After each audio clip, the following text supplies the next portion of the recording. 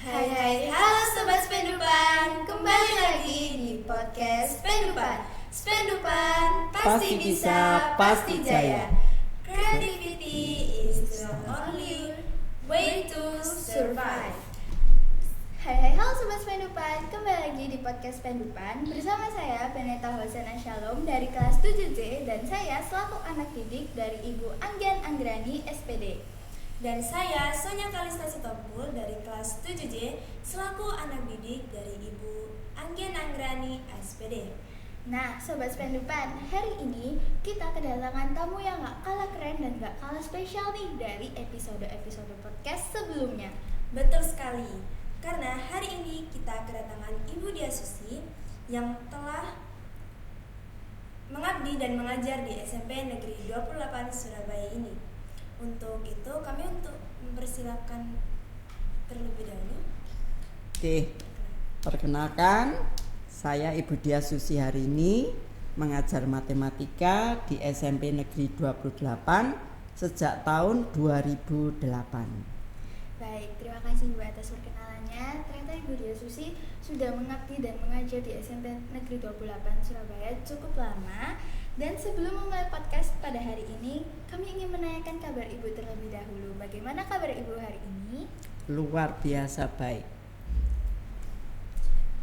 Nah, hari ini merupakan hari yang spesial karena Sobat Spendupan berkesempatan mendengarkan langsung cerita dari Ibu Dia Susi, pengalaman yang telah diajari di SMP Negeri 28 Surabaya ini. Betul banget. Sebelum masuk ke pertanyaan utama, kami ingin tahu dan mungkin Sobat Spendupan juga ingin tahu nih, bagaimana perasaan Ibu ketika Ibu mengetahui akan menjadi salah satu narasumber di podcast hari ini?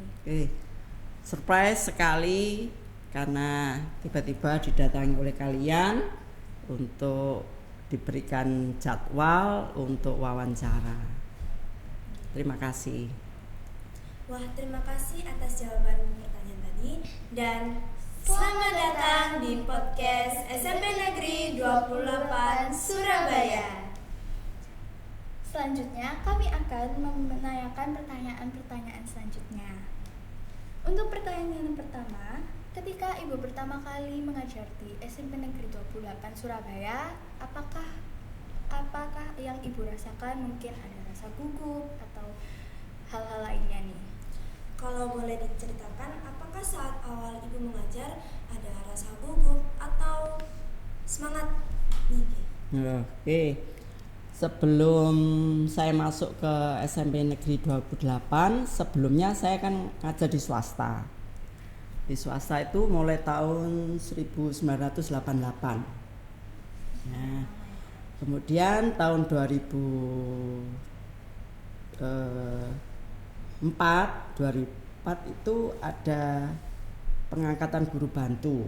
Nah, di sana saya guru bantu itu guru yang dibayar pemerintah tapi tetap ngajar di swasta. Baru di tahun 2008 guru-guru bantu semua ditarik ke negeri, termasuk Bu Dia yang harus ke SMP Negeri 28. Pertama ya kaget, ya senang, ya gugup, ya dari yang di swasta sekolahnya kecil, siswanya hanya 6 kelas, tiba-tiba harus dipindahkan ke sekolah yang besar dengan jumlah siswa yang banyak sekali. Dan tapi juga senang sekali akhirnya dapat keluarga baru. Jadi ada 2 keluarga dari yang lama dengan sekolah yang baru di SMP Negeri 28. Nah, untuk pertanyaan selanjutnya, selama Ibu mengabdi cukup lama di SMP Negeri 28 Surabaya, perubahan-perubahan apa saja yang Ibu rasakan, baik dari sisi peserta didik, rekan kerja, atau maupun lingkungan sekolah secara keseluruhan? Karena pastinya setiap tahun itu di SMP Negeri 28 Surabaya ada warna, cerita baru. Mungkin apakah ada perubahan dari segi kurikulum, rekan kerja, atau bahkan peserta didik? Oke. Ya seperti tadi yang saya ceritakan, dari sekolah kecil ke sekolah besar ya, juga mungkin ya kaget juga gitu. Tapi tadi juga ada 2 keluarga yang baru, ada keluarga yang lama, ada keluarga yang baru. Kalau keluarga baru kan gurunya waktu itu 100 lebih. Tahun 2008 ya 100 lebih, bahkan gurunya tim teaching. Jadi di dalam kelas itu bisa 2 guru. Ya 2 guru, satu mungkin bisa menerangkan, satunya ngontrol murid-muridnya dalam. Oke. Kemudian tadi lingkungan baru ya, ya jelas kita adaptasi, ya kita harus adaptasi. Dimanapun kita berada, ya kita harus siap, ya kita harus siap. Seperti apapun lingkungan kita harus siap. Termasuk tadi dari sekolah kecil ke sekolah besar. Oke. Kemudian muridnya bagaimana? Yang tadi yang hanya 6 kelas tiba-tiba ada 30 kelas, banyak sekali ya gitu. Ya. Mungkin kalau misalnya adaptasi, apakah ibu merasa kayak mungkin kan awalnya ibu merasa mungkin kaget dan harus siap, tapi di lain sisi apakah ada perasaan lain, mungkin senang atau sedih karena harus beradaptasi lagi atau bagaimana? Oh gitu. Kebetulan waktu itu Budia sebelum ditempatkan di SMP 28 itu dulu pernah GTT di SMP 28. Itu ngajar ekskul Budia. Dia iya sebelum ke jadi guru loh, sebelum jadi guru Budia pernah ngajar ekskul di SMP 28. Ekskul apa? Iya, ekskul musik sama nyanyi ya. Dulu ada paduan suara. Keren itu, ya. Itu. Jadi sudah sebagian guru-guru yang lama justru saya kenal, guru-guru yang baru justru baru perkenalan gitu. Kalau yang lama-lama justru sebenarnya sudah kenal. Jadi gitu. bisa dibilang mungkin adaptasinya nggak terlalu susah. Ya, adaptasinya terlalu susah. Sebelumnya sudah kenal ya. Nah, untuk pertanyaan selanjutnya, ketika ada salah satu murid atau peserta didik yang mengalami kesulitan, bagaimana cara ibu supaya mereka mungkin bisa lebih mengerti lagi tentang pelajaran yang ibu sampaikan? Oke. Apakah ada metode atau cara ibu belajar supaya peserta didik ini bisa memahami? Oke. Siswa itu individu itu kan tidak sama kemampuannya. Betul. Nah, sebelum saya mengajar selalu saya mesti kenalan individu ini. Saya tanya latar belakang keluarganya juga, kemudian lingkungan rumahnya seperti apa. Saya mesti tidak pernah saya ngajar langsung, tidak pernah. Pasti saya perkenalan sedetail-detailnya supaya saya tahu, oh anak ini seperti ini, oh anak ini di lingkungan seperti ini. Jadi kalau seandainya kesulitan pun saya sudah tahu, oh mungkin karena ada latar belakang yang lain gitu juga. Ya caranya seperti apa? Ya saya harus face to face, omong-omongan supaya bisa memberikan solusi yang terbaik untuk kesulitan anak tersebut. Tapi mungkin karena ada halnya itu, apakah anak-anak tersebut itu mungkin kan biasanya ada peserta didik yang mungkin malu untuk menceritakan. Apakah peserta didik itu selalu terbuka dengan ibu atau bahkan ada yang gak mau gitu ya untuk menceritakan hal tersebut? Oh, banyak sebenarnya, banyak yang seperti malu, itu. Ya? Yang malu itu banyak. Akhirnya saya punya asisten. Di kelas saya punya asisten. Asisten saya siapa? Ya murid-murid saya sendiri.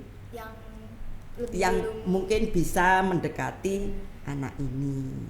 Terus nanti dia laporan ke saya. Bu, anak ini loh gini. Mungkin kamu juga seperti itu. Mungkin sungkan sama guru ini, mau ngomong sungkan.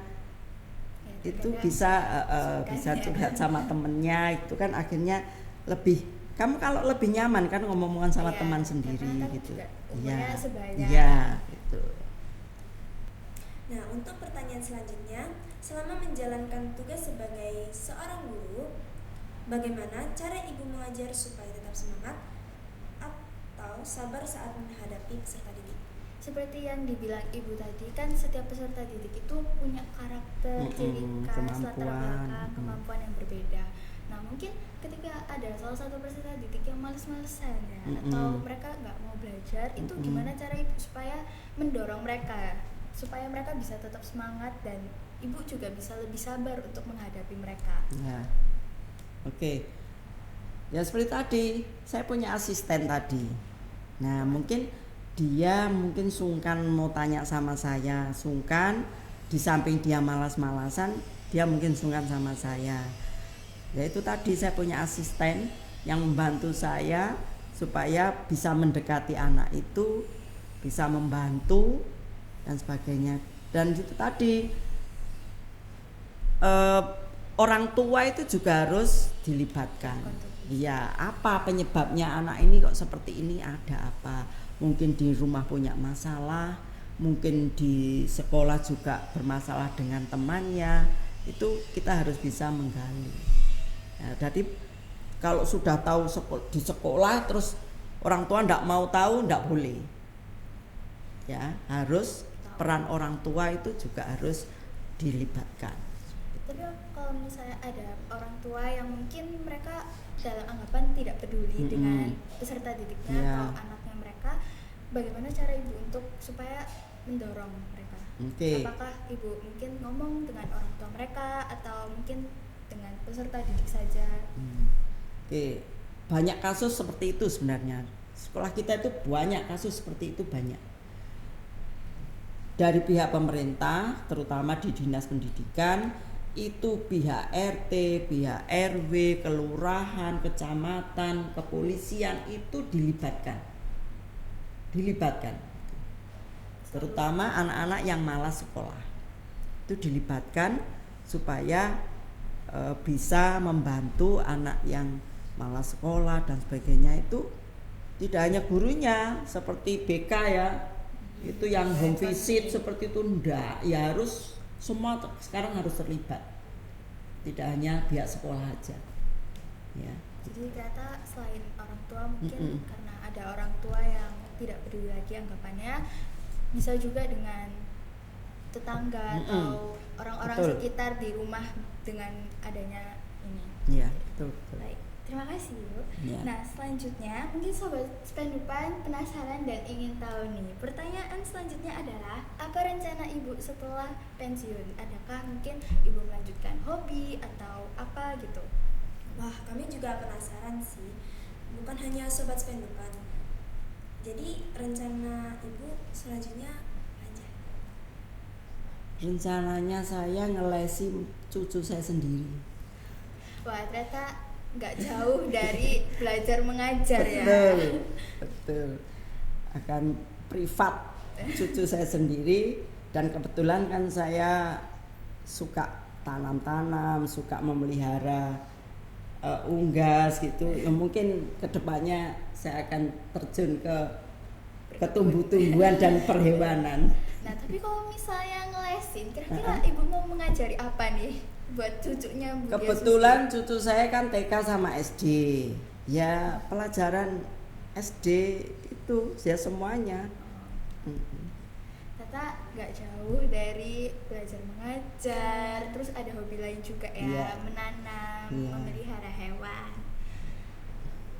Jadi begitu Ibu. Selanjutnya, apa momen yang paling menyenangkan atau membahagiakan selama Ibu menjadi guru di SMP Negeri 28 Surabaya ini? Karena pastinya setiap guru itu membawakan cerita, momen, kenangan yang mungkin sebagian orang itu nggak tahu ya Bu. Boleh diceritakan mungkin? Momen yang sangat membahagiakan bagi Bapak Ibu guru mungkin khususnya ya, semuanya pasti bahagia jika muridnya berhasil. Itu pasti bahagia, nggak usah diberi kado apapun, di kado kesuksesan itu sangat luar biasa. Itu hadiah yang sangat luar biasa, terutama yang dulunya mungkin nakal, mungkin suka mengganggu dan sebagainya, tiba-tiba menjadi orang yang sukses. Itu waduh, top, itu hadiah yang sangat luar biasa. Iya, enggak ternilai itu harganya itu seperti itu. Tapi Ya. mungkin selain itu ada lagi atau hanya itu saja? Ya, kan kebetulan dunia kita kan dunia pendidikan, jadi pengennya ya muridnya sukses seperti itu. Nah, pastinya sebagai seorang guru kalau misalnya melihat peserta didik sukses itu ada tersentuh gitu ya. Betul. Ada merasa Iya. keberhasilan dalam diri sendiri. Nah, mungkin selanjutnya yang terakhir nih, menjelang akhir masa pengabdian Ibu di SMP Negeri 28 Surabaya, adakah pesan dan kesan yang ingin Ibu sampaikan untuk peserta didik, rekan kerja atau lingkungan sekolah nih? Oke. Untuk siswa, rajinlah belajar. Keberhasilan tergantung pada dirinya sendiri. Bapak, ibu guru, orang tua, lingkungan itu hanya membantu. Jadi berhasil tidaknya tergantung dari dirinya sendiri. Ya.